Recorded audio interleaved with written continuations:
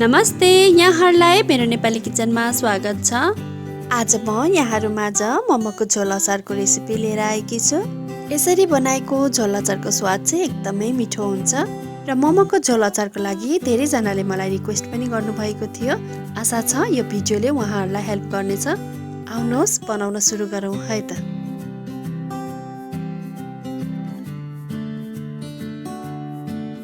सबैभन्दा सुरुमा मैले यहाँ 5वटा टमाटरलाई बोइल गरेकी छु। टमाटर पाकिसकेपछि यसलाई पानीबाट बाहिर निकाल्नुपर्छ।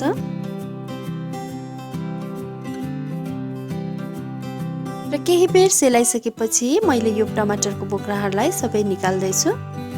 यसरी हामीले टमाटरलाई बोइल गरेर यसको बोक्रा हटायो भने चाहिँ पछि अचार खाँदा हाम्रो मुखमा यसको छोक्राहरू पर्दैन। अब सबै बोक्रा हटाइसकेपछि यसलाई हामीले मसिनो गरी काट्नुपर्छ।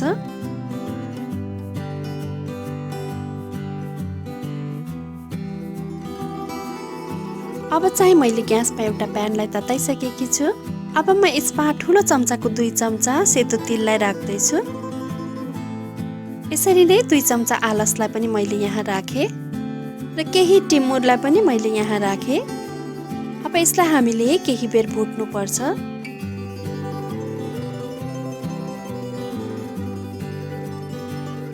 अब यो राम्रोसँग पड्किन थालेपछि यो पाकिसकेको छ। अब यसलाई बाहिर निकाल्नुपर्छ र केही बेर सेलाउन दिनुपर्छ। अब सेम प्यानमा मैले 2 चम्चा तोरीको तेललाई राखेँ। तेल राम्रोसँग तातेपछि यसमा मैले आधा चम्चा जिरालाई फुराएँ। आधा चम्चा तोरीको दानालाई पनि मैले यहाँ फुराएँ। लाम्चो गरी काटेको 5-6 केस्रा लसुनलाई पनि मैले यहाँ फुराएँ।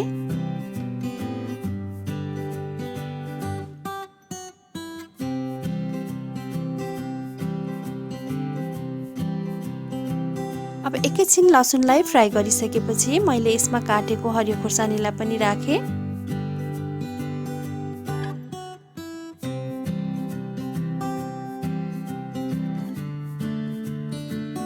र अब चाहिँ अघि बोइल गरेर काटेर राखेको टमाटरलाई पनि हामीले यसमा राख्नुपर्छ। थोरै मात्रामा बेसार र स्वादअनुसार नुनलाई पनि यसमा राखौँ। अब यसलाई चलाएर केही बेर पकाउनुपर्छ।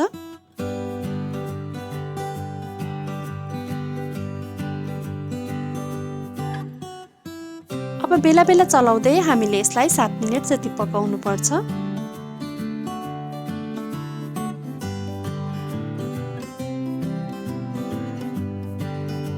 र अब म यसमा थोरै पानीलाई पनि राख्दैछु।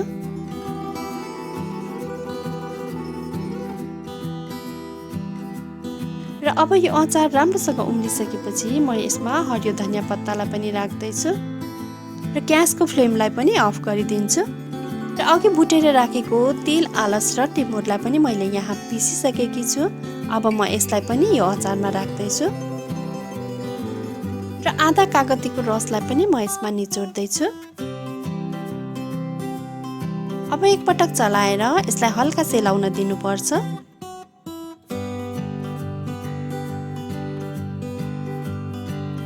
अब चाहिँ यो अचार सेलाइसकेको छ। म एउटा मिक्सीको जारमा यसलाई राख्दैछु।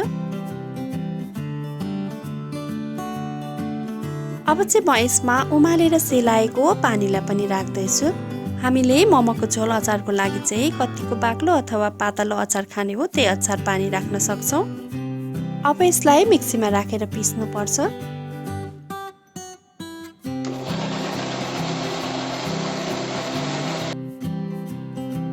अब चाहिँ हाम्रो यो झोल अचार मोमोसँग खानका लागि रेडी भइसकेको छ।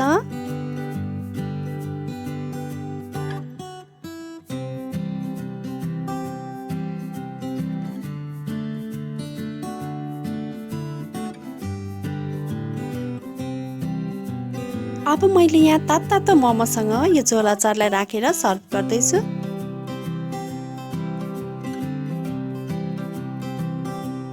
यो जाडो मौसममा तातो झोल मोमो खानुको मजै बेग्लै छ।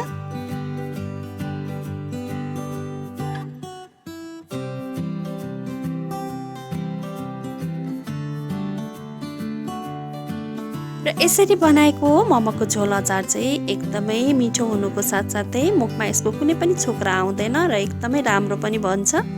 हजुरहरूले पनि यसरी नै मोमोको झोल अचार बनाएर घरमा एकपटक अवश्य पनि ट्राई गर्नुहोला। आशा छ यहाँहरूलाई मन पर्नेछ। यहाँहरूलाई मेरो आजको भिडियो कस्तो लाग्यो? मन पर्यो भने लाइक, कमेन्ट र सेयर अवश्य पनि गरिदिनु होला। यहाँहरूले मेरो नेपाली किचनको फेसबुक पेज र इन्स्टाग्राममा पनि मलाई फलो गरिदिनु होला। यदि च्यानललाई सब्सक्राइब गर्नुभएको छैन भने सब्सक्राइब गरेपछि छेउमा रहेको बेल आइकनलाई अवश्य क्लिक गरिदिनु होला। यसले गर्दा मेरो नयाँ नयाँ भिडियोहरूको नोटिफिकेसन यहाँहरूमाझ सजिलै आउने गर्छ। हवस् त, यहाँहरूको दिन सुखमय बितोस्। धन्यवाद।